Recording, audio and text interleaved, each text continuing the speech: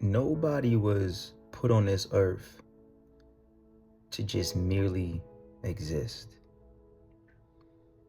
We were put on this earth to thrive, to love,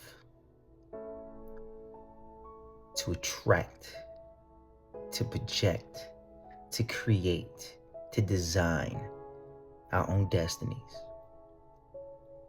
our own lives, to teach others that come after us the ways of life. But to just exist, that's not it. And if you feel like you're in a point in your life where you just exist, ask yourself this question: what do I want? And then figure out how you could do it. Don't think about the money. That's where you mess up.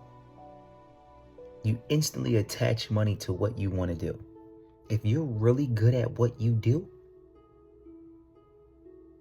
the money will chase you one way or another.